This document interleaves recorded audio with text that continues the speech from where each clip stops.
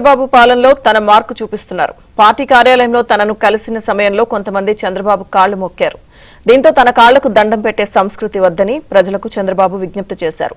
తల్లిదండ్రులు, గురువు, భగవంతుడికి మాత్రమే కాళ్లకు మొక్కాలని చంద్రబాబు చెప్పారు. నాయకుల కాళ్లకు ప్రజలు దండాలు పెట్టే విధానం వద్దన్నారు.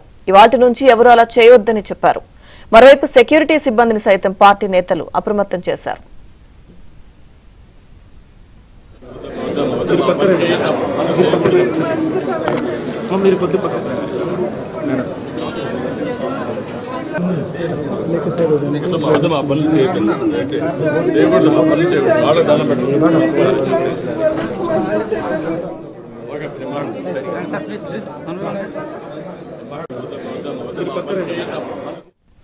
ఇదే అంశానికి సంబంధించిన మరిన్ని అప్డేట్స్ మా ప్రతినిధి సత్య అందిస్తారు.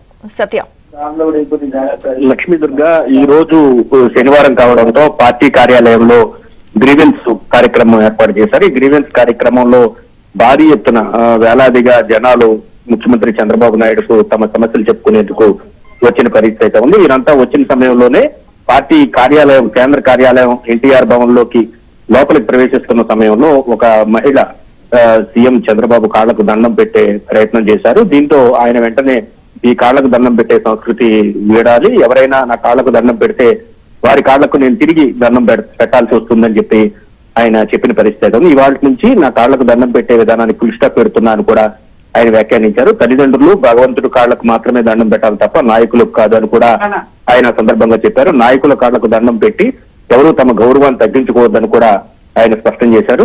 నాయకుల కాళ్లకు ప్రజలు, పార్టీ శ్రేణులు దండం పెట్టొద్దనే సంస్కృతి నా నుంచే ప్రారంభిస్తున్నా అని కూడా ఆయన చెప్పడం జరిగింది. ఇక నుంచి తన కాళ్లకు ఎవరో దండం పెట్టొద్దు అని చెప్పేసి ఆయన ఖచ్చితంగా తనను కలిసేందుకు వస్తున్నటువంటి సామాన్య ప్రజలందరికీ కూడా చెప్పిన పరిస్థితి అయితే ఉంది. ఇదే సమయంలో ఎవరైనా సరే దండం పెట్టాలనుకుంటే కనుక తిరిగి నేను దండం పెట్టాల్సి వస్తుంది కాబట్టి దయచేసి ఎవరో దండం పెట్టొద్దు అని చెప్పేసి ఆయన పార్టీ ఆఫీసులోకి వస్తున్న సమయంలో ఒక మహిళను ఉద్దేశించి ఆయన వ్యాఖ్యలు చేశారు.